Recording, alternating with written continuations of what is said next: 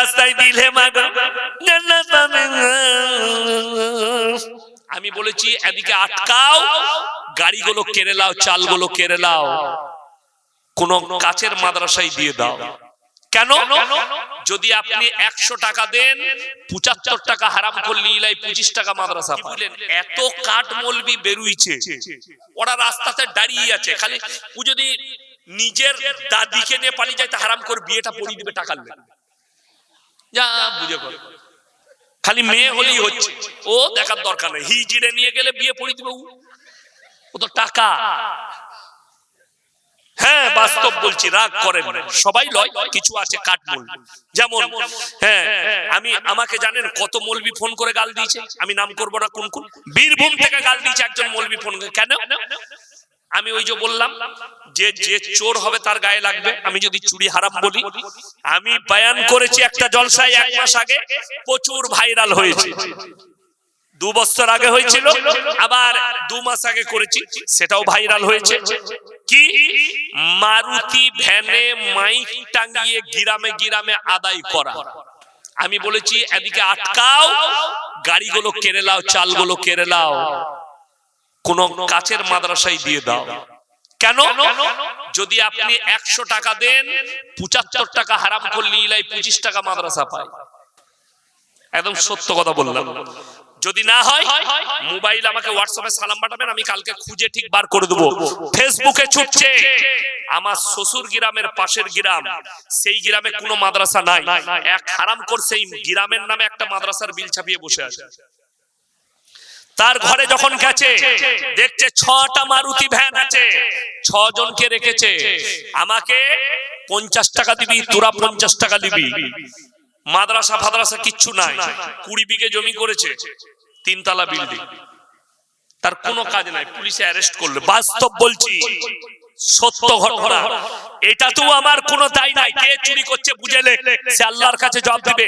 আমার সবথেকে বড় দুঃখ যে কিছু আমার হিন্দু ভাই, কিছু অমুসলিম ভাই, এদের কারণে আমাদেরকে ভাবে এদের মৌলবীরা ভিক্ষা বৃদ্ধি করে খায়। আর কিছু মাদ্রাসাওয়ালা, আমি বলেছি ওই মাদ্রাসাগুলো রাকাত থেকে তালা মেরে দেওয়া ভালো। যারা ফজরের পরে সকাল বেলায় ছেলেগুলোকে চা খাইয়ে, নাস্তা খাইয়ে, হাতে থলি নিয়ে পাঠিয়ে দিচ্ছে গ্রামে গ্রামে ভিক্ষা করে, ওই মাদ্রাসাগুলো তালা মেরে দেবে। আমি বলছি ওই মাদ্রাসা রাকাত থেকে তালা মেরে দেন। একটা মা সে বাচ্চাটাকে পাঠাচ্ছে আমার ছেলে হাফেজ হবে, আমার ছেলে আলেম হবে, আর এই মৌলবি একটা ঘরে মাদ্রাসা খুলে সে তাকে ভিক্ষা বিদ্যার শিক্ষা দিচ্ছে, ভিক্ষা বৃদ্ধি করো। আর সেই ছেলেটা না ঘাটকা না ঘরকা, 5 বছর 6 বছর 10 বছর থাকছে, মৌলবি হলো না, হাফেজি হলো না, শিখলো কি? ভিক্ষা বৃদ্ধি করা। দিয়ে মাইক টাঙিয়ে আল্লাহ রাস্তায় দিলে মাগো জান্নাত পাবে, দিয়ে রাস্তায় আদায় করছে। আর অমুসলিম ভাইরা আমাদেরকে বলছে তোমরা ভিক্ষা বৃদ্ধি করে খাও। কে বললে মৌলবীরা ভিক্ষা বৃদ্ধি করে? আমি 1 মাস আগে ত্রিপুরা থেকে নেমেছি, ভলভো বাসে চেপেছি, Asansol to Kolkata Volvo bus. আমার বাড়ির কাছে নামবো, আমার পাশে একজন পানাগড়ে বাড়ি অমুসলিম ভাই, হিন্দু ভাই বসলো। সে আমাকে মোবাইলে দেখালো, হুজুর আমি ট্রেনে আসছিলাম, চাকরি করি, আমি আপনারই বয়ান শুনি, খুব ভালোবাসি আপনাকে, তো পাশাপাশি সিট পেলাম, বসলো। বলে আমি একটা প্রশ্ন করব, বলুন। বলছে আপনাদের সব ভালো লাগে, আপনারা এই মারুতিতে মাইক টাঙিয়ে ভিক্ষা কেন করেন? আমরা কত বড় আসপর্দা, আমি কবে গেছি? বলে না আপনি নয়, আপনাদের মতনই মৌলবীরা। আমি বললাম আসল কথা আপনি ভাই মৌলবী চিনতে পারেননি। বলে কেন? আমরা একটা উদাহরণ দিই, আপনাদেরকেও বলছি।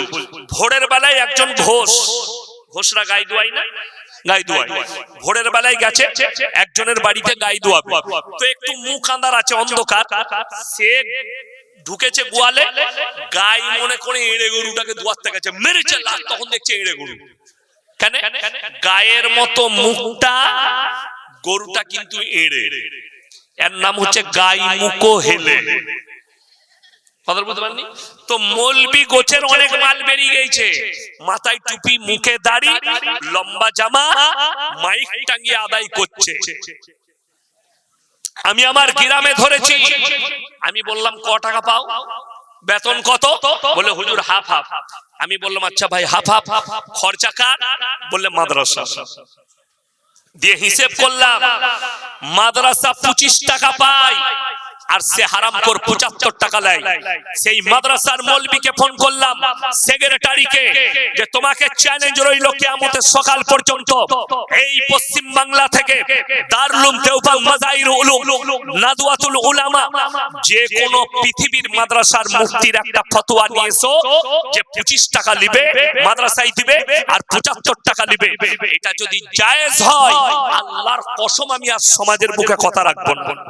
চ্যালেঞ্জ ছুড়লাম, এইখানেও আমি চ্যালেঞ্জ ছুড়ে গেলাম কুলিতে, যদি এটা জায়েজ কোন বাপের বেটা মুফতি বলতে পারে তাকে স্টেজে দাওয়াত দিচ্ছি, এসে খালি বলে দেন না এটা জায়েজ আছে। আমি চ্যালেঞ্জ ছুড়লাম, চ্যালেঞ্জ ভাই ক্যামেরা বলছি কখনো দিবেন না। আমার বন্ধুগণ, আমার ভাই শুনেলেন, ইসলাম ভিক্ষা বৃদ্ধি শিখাই না, ইসলাম হাফেজ বানান, ইসলাম কোরআনের হাদিস শিক্ষা। এই যে দেখলেন বাচ্চাদের মাথায় পাগড়ি দেওয়া হলো, এইগুলোকে আমরা ট্রান্সফরমার তৈরি করলাম যারা গিয়ে সমাজে আলো ছড়াবে। ভিক্ষা বৃদ্ধি মাদ্রাসায় শিক্ষা দেওয়া হয় না, বরঞ্চ কেউ কেউ এই কাজটা করছে। আমি এটা বলবো না যে কোনো মাদ্রাসায় হয় না, কিছু কিছু মাদ্রাসা করছে। এইটার জন্যই তো আমি প্রতিবাদ করলাম, এই জন্যই তো আমাকে গালি শুনতে হচ্ছে। হাওড়া বাঁকড়া থেকে ফোন করে বলছে যে আপনি কেন বললেন লটারি হারাম। আমি বললাম তুমি আমাকে গালি দিবে, তাদের উত্তর হচ্ছে মা বোন তুলে গালি দেওয়া। আমি বললাম এটাই আমার দোয়া, শুনে রেখে দেন। পশ্চিম বাংলার যতগুলো বক্তা আছে, কেউ কি গালি দিলে সে ফোন সুইচ অফ করে দেয়। আল্লাহর কৃপায় এই বাপের বেটার জীবনে ফোন সুইচ অফ করে না। যে গাল দেয় তারও ফোনটা রিসিভ করি, দোয়া মনে করে, আর যে দোয়া দেয় তারও ফোনটা রিসিভ করি। আমার কাছে দুটোই দোয়া, যে গাল দিবে সেটাও দোয়া, যে দোয়া দিবে সেটাও দোয়া। আমার বন্ধুগণ, অনুরোধ করে বলে যাচ্ছি, আমরা সবাই দিনের উপরে প্রতিষ্ঠিত হব, জোরে বলুন ইনশাআল্লাহ। কিয়ামত কাছে আসছে, আপনি সাবধান হয়ে যান, আলামত প্রকাশ পেয়ে গেছে। শুনে রেখে দেন, নবীজি বলেছেন, মায়েরা ভালো করে শুনেলেন, আপনি পর্দায় থাকুন, আপনি নিজেকে ঢেকে নেন। নবীজি বলেছেন দাইয়ুস কোনদিন জান্নাতে যাবে না। দাইয়ুস কে?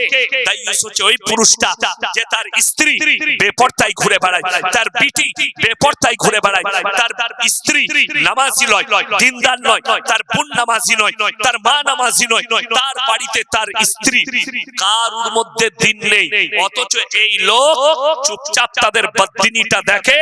এই লোক হচ্ছে দাইয়ুস, আর দাইয়ুস কোনদিন জান্নাতে প্রবেশ করবে না। আমার ভাই, সবাই নিয়ত করি আমরা মা বোনের দিকে পর্দায় আনবো, জোরে বলুন ইনশাআল্লাহ।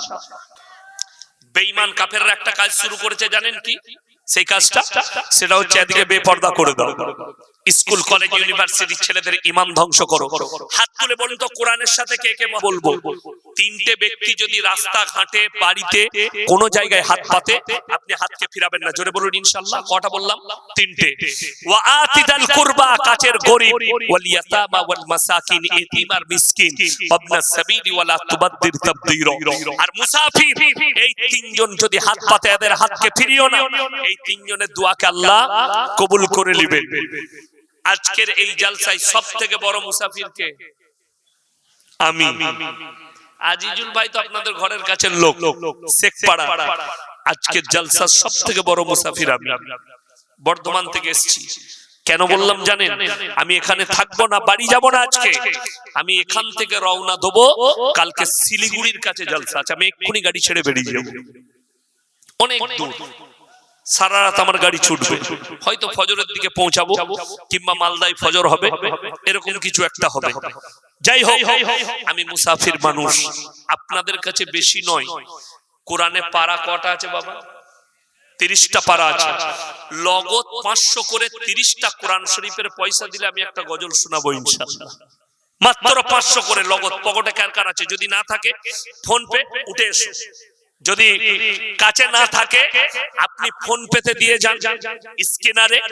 আমি খালি 30টা কোরআন শরীফ চেয়েছি, 30টা মাত্র। আমি জানি মায়েদের মধ্যে যদি কোনো মা থাকে দিয়ে পাঠান। মায়েদের কাছে মাদ্রাসার তালবিলিম পাঠান তো।